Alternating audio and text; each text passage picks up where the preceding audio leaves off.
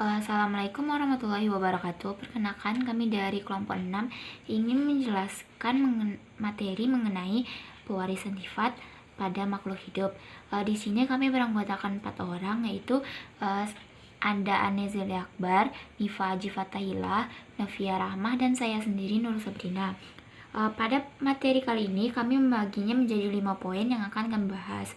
Yang pertama ada molekul yang mewarisi sifat, yang kedua hukum pewarisan sifat, yang ketiga kelainan pada pewarisan sifat, yang keempat pewarisan sifat pada manusia, dan yang kelima penerapan pewarisan sifat pada pemuliaan makhluk hidup. Baik, saya Nazeli Akbar akan menjelaskan materi mengenai molekul yang mewarisi sifat. Yang pertama, materi genetik. Materi genetik memegang peran penting dalam proses pewarisan sifat seperti warna kulit, bentuk rambut, bentuk hidung, atau bahkan jenis penyakit yang dimiliki seseorang tidak serta-merta hadir dalam tubuh. Setiap sifat dan karakteristik yang ada pada setiap orang adalah warisan dari orang tua yang diwariskan melalui materi genetik. Ayah akan mewariskan materi genetik melalui sel sperma, dan ibu akan mewariskan materi genetik melalui sel ovum. Molekul yang berperan sebagai materi genetik adalah asam nukleat, yaitu DNA dan RNA. Nah, pada gambar di bawah yaitu gambar untaian molekul DNA pada suatu sel. DNA dapat tersusun di dalam inti sel yang kecil. Untaian DNA ini melilit pada protein yang disebut protein histone. Lilitan DNA dengan protein histone membentuk benang-benang kromatin. Pada saat sel akan membelah, benang-benang kromatin ini akan memadat sehingga membentuk kromosom. Selanjutnya ini itu contoh pada akar bawang, itu terdapat kromosom. Kromosom dapat terlihat pada sel akar bawang yang mengalami pembelahan. Yang kedua yaitu struktur DNA dan RNA. Berdasarkan penelitian Rosalind Franklin pada tahun 1953, Francis Crick dan Jasmine Hodgson mengemukakan bahwa DNA memiliki struktur seperti suatu untaian ganda yang berbentuk heliks atau bentuk ulir. Nah, ini adalah struktur DNA yang berbentuk heliks berganda.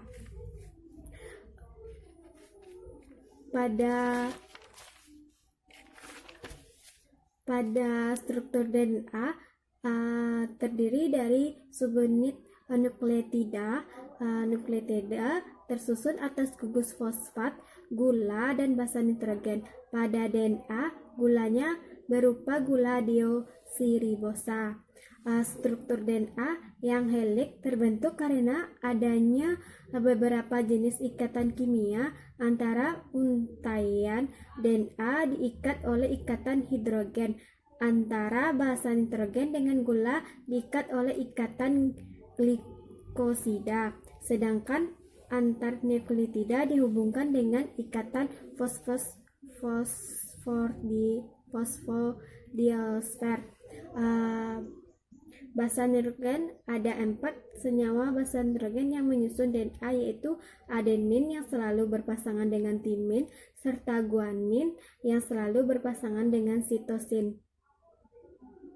Basa nitrogen adenin dan guanin dikelompokkan dalam basa purin, sedangkan timin dan sitosin dikelompokkan dalam basa pirimidin. Selanjutnya yaitu struktur RNA. Struktur RNA tidak berbentuk heliks berganda. Pada RNA tidak terdapat basa nitrogen timin. Basa nitrogen timin pada RNA diganti oleh basa nitrogen urasil. Asam nukleat RNA terdiri dari subunit nukleotida. Nukleotida tersusun atas gugus fosfat, gula, dan basa nitrogen. Pada RNA gulanya adalah gula ribosa. Selanjutnya yaitu yang ketiga, peranan materi genetik dalam pewarisan sifat, yaitu sifat dominan dan resesif. Di dalam pewarisan sifat dikenal dengan istilah sifat dominan dan resesif. Sebagai contoh, karakter jenis kuping yang terpisah dengan dikatakan mampu menutupi atau mengalahkan karakteristik jenis kuping telinga melekat. Karakter yang mampu mengalahkan atau menutupi karakter yang lain disebut sifat dominan. Karakter yang kalah disebut dengan sifat resesif. Gen dominan ditulis dengan huruf kapital dan gen resesif ditulis dengan huruf kecil atau huruf biasa. Pada gambar yaitu tipe pelekatan kuping telinga yang A terpisah memiliki gen G besar atau G besar G kecil. Pada gambar B yaitu melekat, yaitu memiliki gen G kecil. Fenotip yaitu sifat-sifat atau karakter yang terlihat oleh mata seperti bentuk rambut, warna kulit, jenis kuping telinga. Yang selanjutnya itu genotip, yaitu susunan informasi genetik atau gen dari suatu individu yang mengkode karakter fisik. Selanjutnya itu peranan gen dalam menentukan jenis kelamin. Susunan kromosom pada sel penyusun tubuh berbeda dengan susunan kromosom pada sel kelamin, sel telur, dan sel sperma. Kromosom pada sel tubuh susunannya berpasangan, sedangkan susunan kromosom pada sel kelamin tidak berpasangan. Jumlah kromosom sel tubuh sebanyak 23 pasang karena dalam keadaan diploid atau N2N jumlahnya total kromosomnya yaitu 23 kali 2 sama dengan 46 buah kromosom. Kromosom nomor 1 sampai nomor 22 disebut dengan autosom, yaitu kromosom tubuh. Kromosom nomor 23 disebut dengan gonosom, kromosom kelamin. Kromosom nomor 23 atau gonosom inilah yang membedakan kalian laki-laki atau perempuan. Penulisan kromosom kelamin atau gonosom laki-laki ditulis dengan pasangan huruf XY. Untuk perempuan ditulis dengan pasangan huruf XX. Susunan kromosom laki-laki dapat ditulis dengan rumus 22AA tambah XY, dan untuk perempuan ditulis dengan rumus 22AA tambah XX. Pada sel kelamin kromosom tidak dalam keadaan berpasangan, yaitu haploid, maka karyotipe sel kelamin jantan yaitu 22A tambah X atau 22A tambah Y.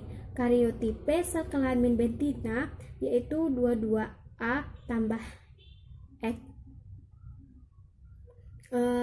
Pada gambar di samping yaitu diagram kromosom perkawinan laki-laki dengan perempuan, di mana parental yaitu induk atau orang tua,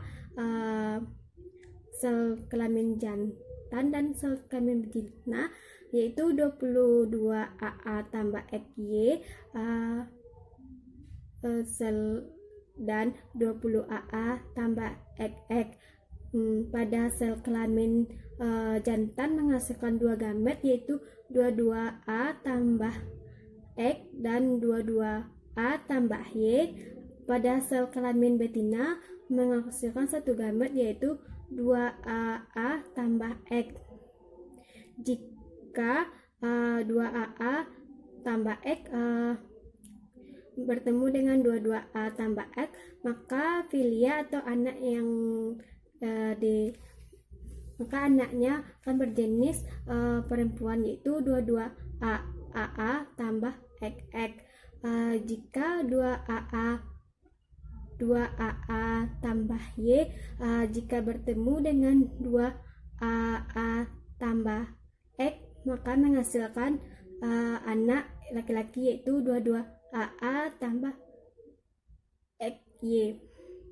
Sekian yang dapat. Baiklah, di sini saya akan menjelaskan mengenai hukum pewarisan sifat.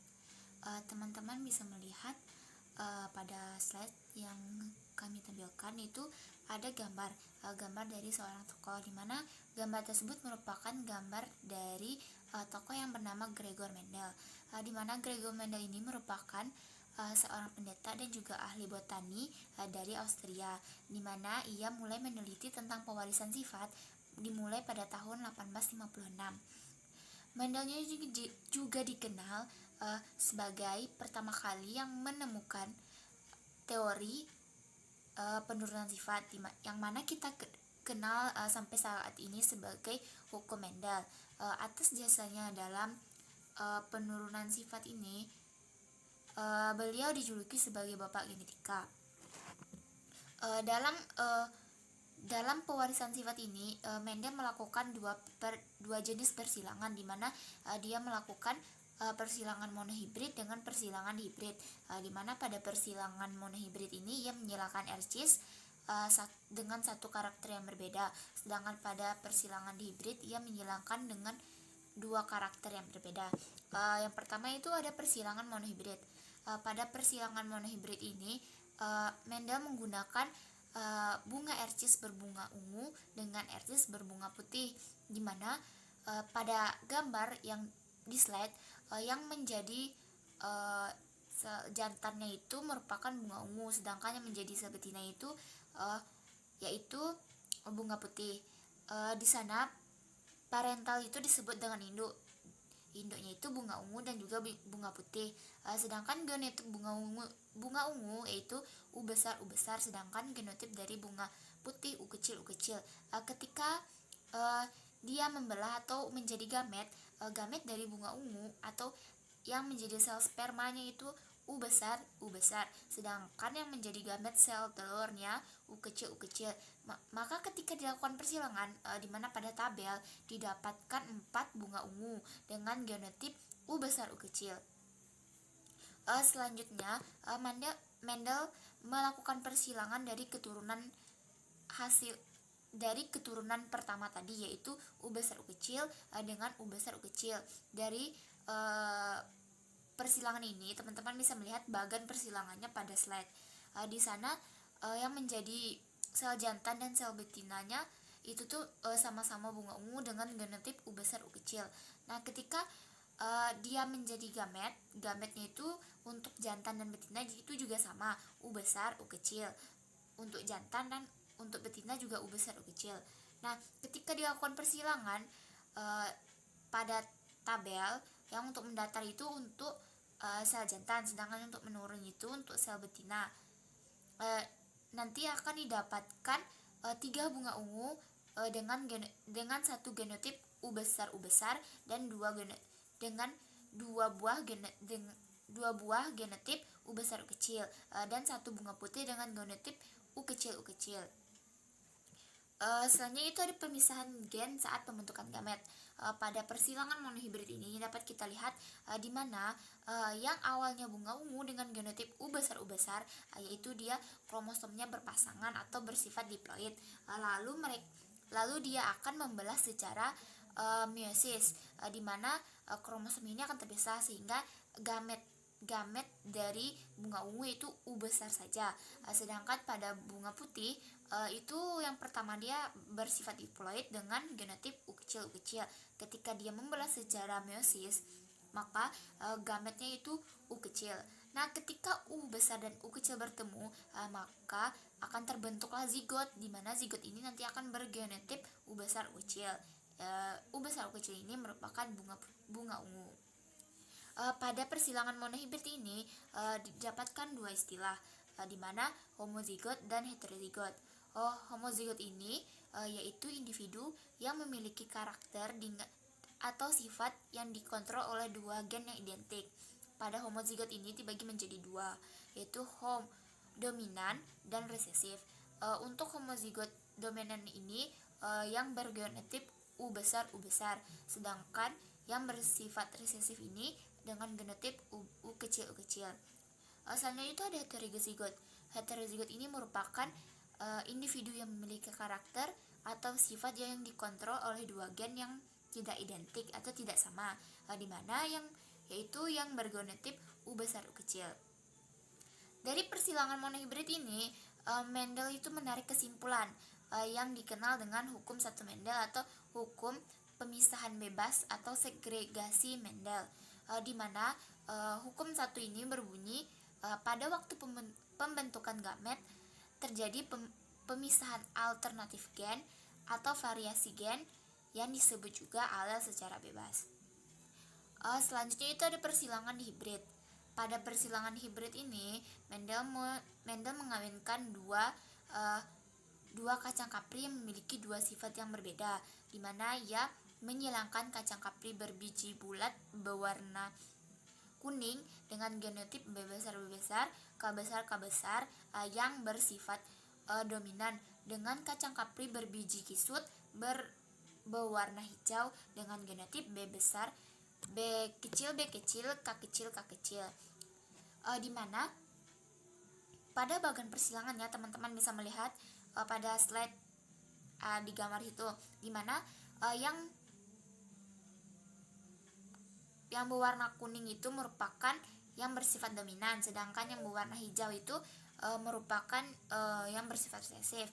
Nah, ketika B besar, K besar itu nanti akan terbentuk gamet, atau ketika dia melakukan pembelahan secara meiosis akan terbentuk gamet dengan genotip B besar, K besar. Sedangkan untuk B kecil, K kecil ketika melakukan pembelahan secara meiosis dia akan terbentuk gamet B kecil, K kecil.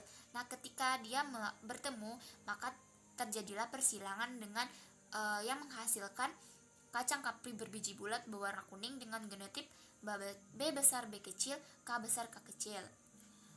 Selanjutnya Mendel melakukan persilangan dari keturunan hasil dari keturunan pertama ini dengan sejenisnya, di mana itu nanti akan disilangkan sesamanya antara B besar, B kecil, K besar, K kecil dengan B besar, B kecil, K besar, K kecil.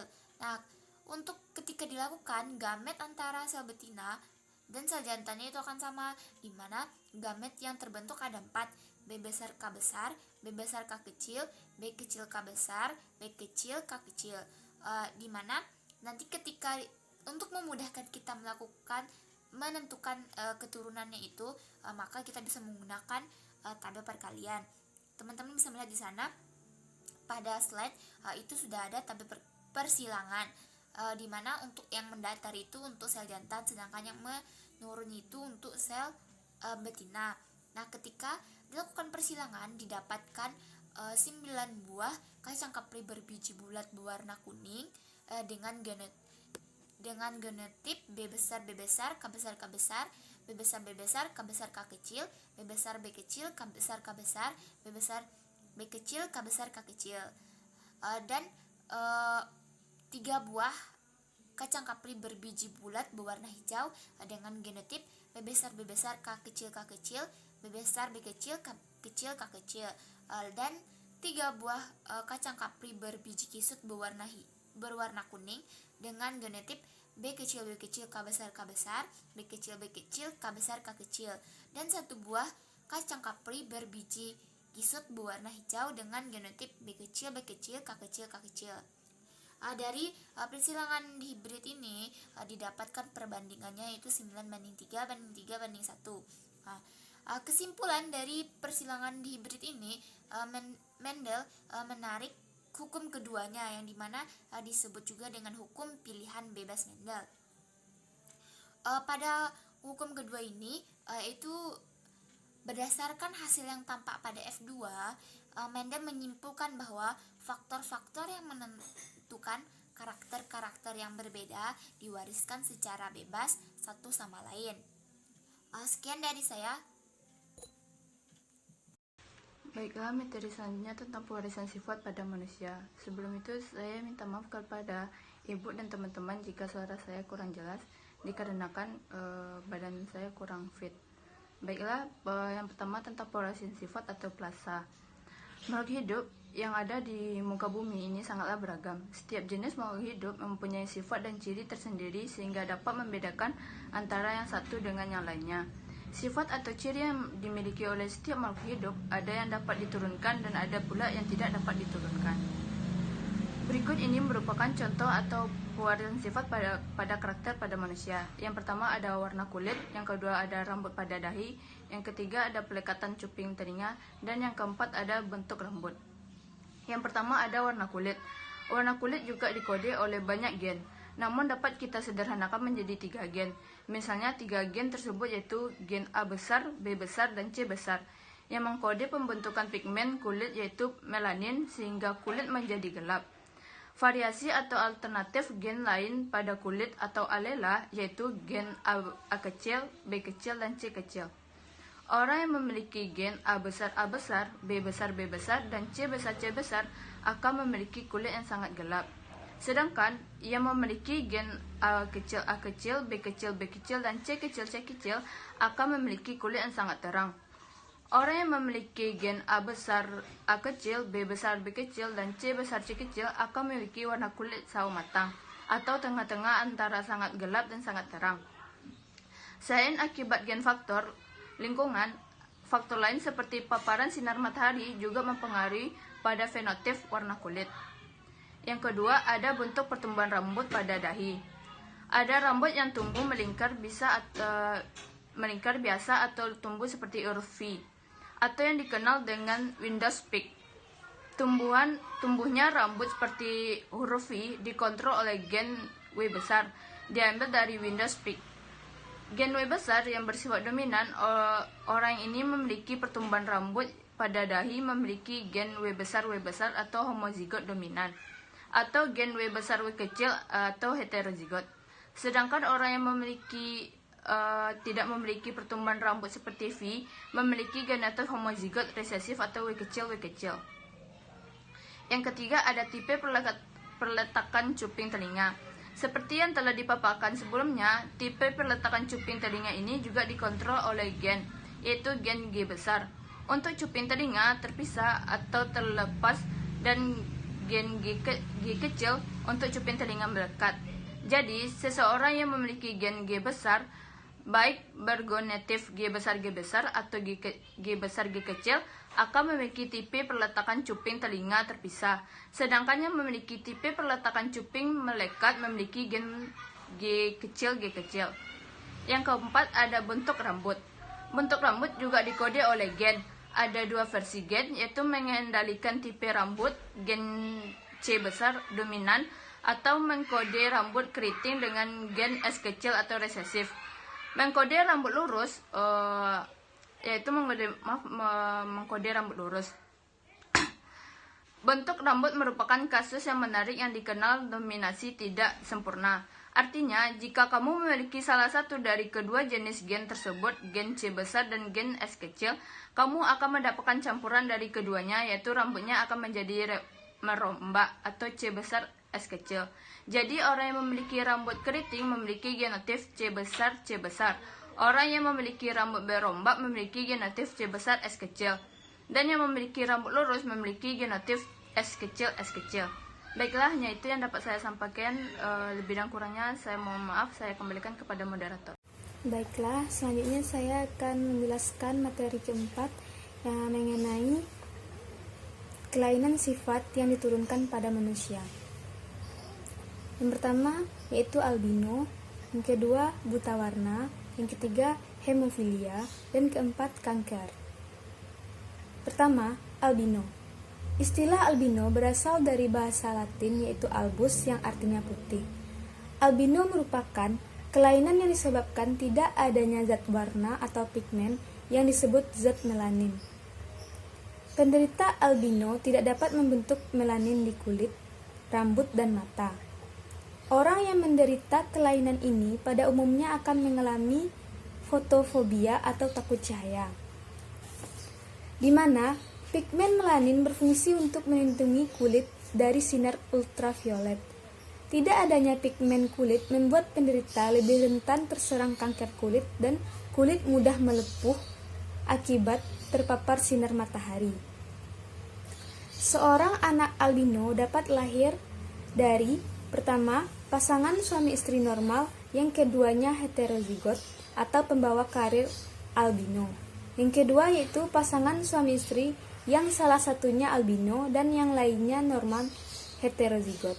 Yang ketiga pasangan suami istri albino. Yang kedua yaitu buta warna.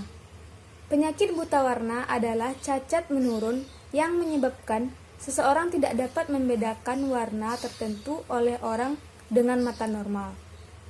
Buta warna adalah kelainan seseorang yang tidak dapat membedakan beberapa warna dengan baik. Buta warna dibedakan menjadi dua, yaitu buta warna parsial dan buta warna total. Di mana penyakit buta warna parsial tidak dapat membedakan warna tertentu, misalnya warna merah dan hijau.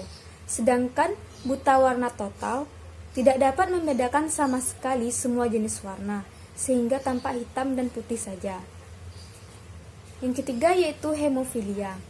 Hemofilia adalah kelainan di mana darah sulit untuk menggumpal saat terjadinya luka pada bagian tubuh tertentu yang disebabkan tidak dihasilkannya faktor penggumpalan darah dalam tubuh seseorang. Saat penderita hemofilia mengalami luka disertai pecahnya pembuluh darah, maka darah akan terus mengalir keluar dan sukar membeku, sehingga penderita dapat mengalami kekurangan darah dan dapat menyebabkan kematian. Hemofilia disebabkan oleh mutasi genetik. Mutasi genetik yang terjadi pada hemofilia menyebabkan darah kekurangan protein pembentuk faktor pembekuan, di mana darah sukar membeku. Yang keempat yaitu kanker. Kanker sebenarnya merupakan perkembangan dari sel tumor, yaitu sel yang terus membelah di luar kendali. Pembelahan di luar kendali ini terjadi akibat adanya mutasi atau kerusakan pada gen pengontrol pembelahan sel. Mutasi ini dapat disebabkan oleh sinar X, sinar UV, sinar gamma, zat kimia berbahaya, atau akibat infeksi virus. Sebenarnya, mutasi yang terjadi pada satu gen saja tidak cukup untuk menghasilkan sel tumor. Hal ini disebabkan tubuh memiliki mekanisme perbaikan gen yang rusak. Namun, sejalan dengan bertambahnya waktu, jika semakin banyak mutasi yang terjadi, maka mutasi tersebut akan terakumulasi menjadi banyak dan menyebabkan gen pengontrol pembelahan rusak akibat sel-sel membelah tanpa henti. Selanjutnya yaitu materi kelima mengenai penerapan pewarisan sifat dalam pemulihan makhluk hidup. Di sini terbagi atas dua, yaitu pewarisan sifat dalam pemulihan tumbuhan dan pewarisan sifat dalam pemulihan hewan. Baik, yang pertama pewarisan sifat dalam pemulihan tumbuhan. Salah satunya yaitu dalam penyiapan bibit unggul melalui pembuatan varietas hibrida. Varietas hibrida merupakan suatu jenis tumbuhan yang merupakan keturunan dari persilangan antara dua atau lebih jenis tumbuhan yang memiliki karakteristik genetik yang berbeda. Varietas hibrida ini dibuat untuk mengambil manfaat dari munculnya kombinasi yang baik dari induk-induk yang disilangkan. Yang kedua yaitu pewarisan sifat dalam pemulihan hewan. Pewarisan sifat juga berperan penting dalam pemulihan hewan, yaitu dalam rangka untuk menghasilkan hewan ternak yang berkualitas tinggi. Cara untuk mendapatkan bibit unggul pada hewan pada prinsipnya yaitu persilangan antara dua individu yang berbeda ras atau varietas tetapi masih dalam satu spesies. Selanjutnya contoh pewarisan sifat dalam pemulihan tumbuhan dan hewan. Di sini dapat kita lihat pertama yaitu padi hibrida, di mana dapat menghasilkan beras 30% lebih banyak daripada padi umumnya, lebih tahan terhadap lahan kering, lebih pulen, lebih wangi, dan lebih cepat dipanen. Contohnya saja yaitu padi varietas IPB 4S. Contoh selanjutnya itu jagung hibrida.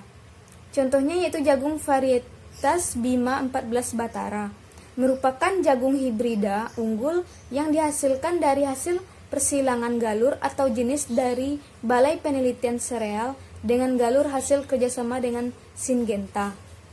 Hibrida Bima 14 Batara ini dapat dipanen sekitar kurang lebih 95 hari setelah penanaman. Memiliki tinggi kurang lebih 199 cm, memiliki perakaran yang kuat sehingga tidak mudah roboh. Yang ketiga yaitu anggrek hibrida. Merupakan keturunan dari dua varietas disebut hibrida intraspesifik. Anggrek hibrida yang merupakan keturunan dari dua spesies disebut hibrida interspesifik. Sedangkan anggrek hibrida hasil persilangan dua genus disebut hibrida intergenik. Selanjutnya itu pada hewan. Dapat kita lihat contoh pada gambar, yaitu ayam potong, di mana yang sering dikonsumsi orang merupakan hasil persilangan beberapa jenis ayam. Ayam ini memiliki tubuh yang pendek, namun menghasilkan banyak daging. Yang kedua yaitu sapi madrasin. Sapi madrasin adalah sapi hasil persilangan antara sapi Madura dengan sapi Limousin. Persilangan sapi ini diharapkan mampu memperbaiki sifat sapi dari induknya, di mana memiliki sifat yang tahan, di mana akan menghasilkan sapi yang sifat yang tahan terhadap cuaca panas atau tropis dan pertumbuhan badannya cepat. Sekian, terima kasih.